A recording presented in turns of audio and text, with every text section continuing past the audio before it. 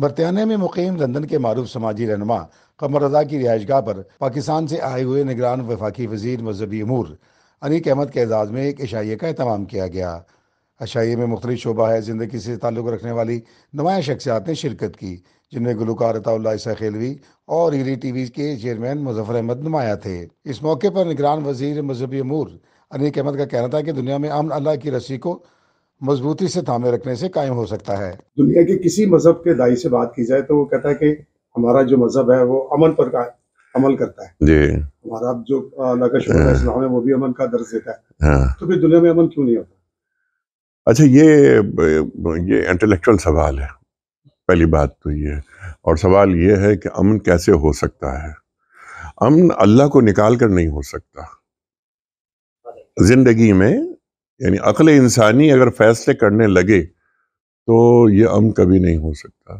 جب تک وہی خدابندی کو اپنا رہبر نہیں بنائیں گے تب تک امن کی خوشبو نہیں سونگھ سکتے۔ سوال بہترین ہے آپ کا، لیکن ذرا مشکل سوال ہے۔ اب آپ دیکھیے کہ اللہ تعالیٰ فرماتا ہے کہ الخلق اللہ، تمام مخلوق اللہ کا کنبہ ہے، تمام مخلوق اللہ کا کنبہ ہے، تو اللہ اپنے کنبے میں امن دیکھنا چاہتا ہے۔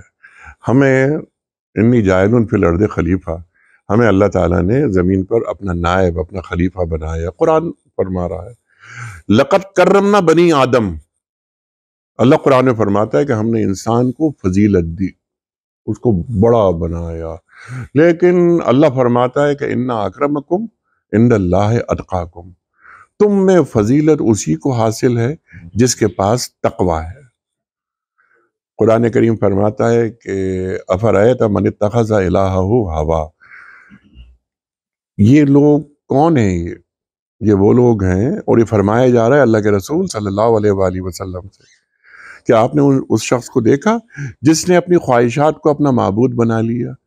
جب تک خواہشات معبود رہیں گی دنیا میں امن نہیں آ سکتا۔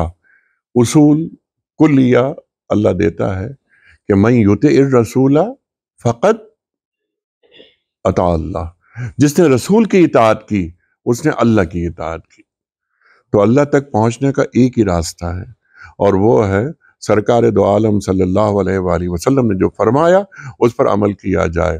قرآن فرماتا ہے کہ وَمَا آتَاكُمُ الرَّسُولُ فَخُذُوهُ وَمَا نَهَاكُمْ عَنْهُ فَانْتَهُوا، جو رسول تمہیں دیں لے لو، جس سے روک دیں رک جاؤ۔ یہ ہے امن کا کلیہ۔ وفاقی وزیر کا کہنا تھا کہ پاکستان میں موجودہ حکومت اقلیتوں کے لیے بہت زیادہ کام کر رہی ہے۔ ہم 17 اگست کو آئے اور 16 اگست کو یہ واقعہ ہو جاتا ہے، وہ پرائم منسٹر ہوں یا مجھ جیسا ایک معمولی وزیر، ہم لوگ وہاں گئے، ہمارے معزز علماء نے بہترین کردار ادا کیا، اور ہم نے انٹرفیتھ ڈائیلاگز وہی میرے پاس ہیں، انٹرفیتھ ہارمنی وہ وزارت بھی میرے پاس ہے، تو ہم نے جو کارڈینل ہیں، وہ کارڈینل تو آپ جانتے ہیں نا جو سب سے بڑا مذہبی پیشوا ہوتا ہے پاکستان میں، اس کا نام ہے جوزف کوٹس، کراچی میں ہوتے ہیں۔ میں ان کے گھر گیا، کیا زبردست آدمی ہے، انٹلیکچوئل آدمی ہے، اسے مل کر بڑی خوشی ہوئی۔ اور وہ کارڈینل کا، جو لوگ اس بات کو نہیں جانتے، میں ان کی خدمت میں یہ عرض کر دوں، یہ مجھے بھی نہیں پتا تھی یہ بات، وہ یہ تھی کہ کوئی دنیا بھر میں کوئی 12-13 کارڈینلز ہوتے ہیں، انہی میں سے پوپ چنا جاتا ہے، تو ہو سکتا ہے کہ یہ کارڈینل جوزف کوٹس یہی اگلے پوپ ہوں، وہی 12-13 لوگوں میں سے یاد ہے۔ میں ان کے پاس گیا، بشپ وغیرہ یہ سب، ان سے بڑی ان سے میٹنگز ہیں ہماری، بلکہ اب تو یہ میرے ذاتی دوست ہو گئے اب یہ ہماری ان کا کھانا پینا اٹھنا بیٹھنا سب ہمارا وہ ساتھ ہو گیا۔ لیکن حضرت، میرا سوال یہ ہے کہ ایسے واقعات جن کا آغاز ہوا تھا شانتی نگر کا واقعہ، یہ واقعہ ہوا تھا 1997 میں، اس کے بعد یہ تسلسل کیوں ہے؟ معیشت مضبوط کرنی ہوگی۔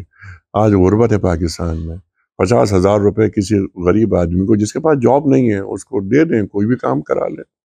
ایجوکیشن، ہمارے پاس لٹریسی ریشو کیا ہے؟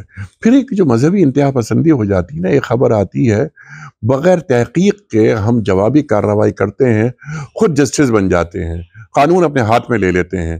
کیا دین اس بات کی اجازت دیتا ہے؟ یا اس سے بڑھ کر میں بات کہوں، جو جڑاں والا میں ہوا کیا اس حرکت سے اللہ کے رسول صلی اللہ علیہ وآلہ وسلم خوش ہوئے ہوں گے؟